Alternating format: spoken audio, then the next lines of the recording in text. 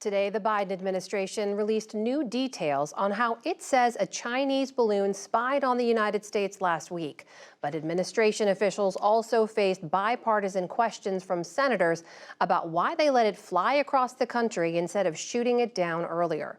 Nick Schifrin is here now to discuss all of that. Nick, good to see you. Thanks very much, Anna. So what did we learn today? What new details about how this balloon worked? U.S. officials say that this was part of an international program that the Chinese have launched of spy balloons that they say flew across 40 countries across 5 continents. The balloon that we're talking about here was 200 feet tall and had a jetliner-size payload. And according to a senior State Department official, it was, quote, capable of conducting signals intelligence collection operations. What does that mean? It means it could pick up communications from U.S. military bases as it flew over them. The official said, quote, it had multiple antennas to include an array likely capable of collecting and geolocating communications and solar panels large enough to produce the requisite power to operate multiple active intelligence collection sensors. Now, officials say they're making this public, something that the intelligence community has historically resisted, because they are trying to pull back the curtain on Chinese spying. They're trying to refute what Beijing said today, that the U.S. was waging a campaign of, quote, information warfare. Also today, the House of Representatives passed a resolution unanimously that calls out China's, quote, brazen violation of U.S. sovereignty and also efforts to deceive the international community through false claims about its intelligence collection campaigns. That shows, Amna, at least on a general level, Washington's anger with Beijing right now. So bipartisan support for that resolution, right? But not when it comes to how the administration handles this, when they chose to shoot it down. Very much not, and especially on that last point you just said, when the administration chose to shoot it down. The balloon arrived in U.S. airspace on January 28th, traversed through Canada, then re-entered the continental United States. It was 10 days, on February 4th, that an F-22 shot it down. And today we heard from the Senate in the Appropriations Defense Subcommittee that the anger, that those 10 days, what the balloon was doing, the anger was bipartisan, both from Montana Democrat Jon Tester and Maine Republican Susan Collins. I got a problem with a Chinese balloon flying over my state, much less the rest of the country. It defies belief that there was not a single opportunity to safely shoot down this spy balloon prior to the coast of South Carolina.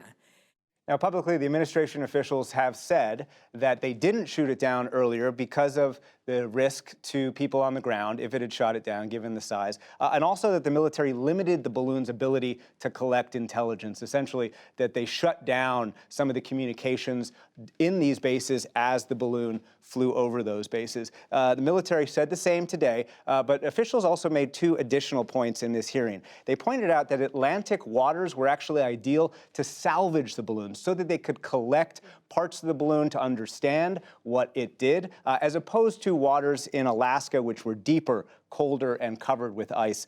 Take a listen to Melissa Dalton, the Assistant Secretary of Defense for Homeland Defense.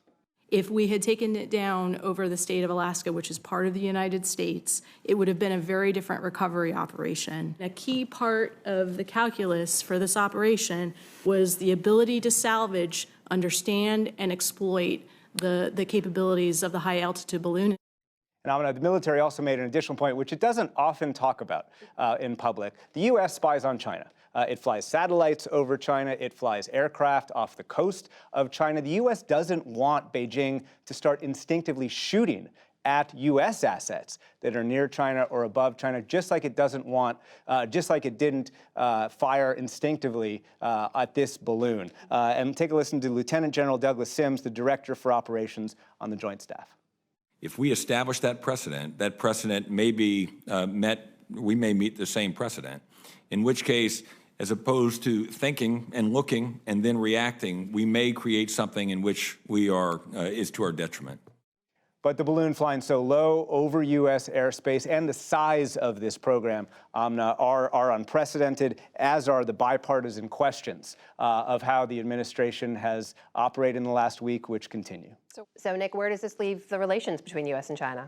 Relations had been getting a little bit better since President Biden met with Xi Jinping in November. But since the balloon incident, Secretary Blinken canceled his trip. No rescheduling yet. Secretary Austin picked up the phone. No answer from Beijing. And so it does seem like things are getting worse. But President Biden last night to Judy Woodruff said, no, this is not changing U.S.-China relations, and the officials I talked to explain that thinking. One, they still want dialogue with Beijing, and two, they didn't learn anything they didn't already know about Beijing from this balloon. As Deputy Secretary of State Wendy Sherman said today, China's become more oppressive at home, more aggressive abroad, and the balloon is just evidence of that. Nick Schifrin, thank you very much. Thank you.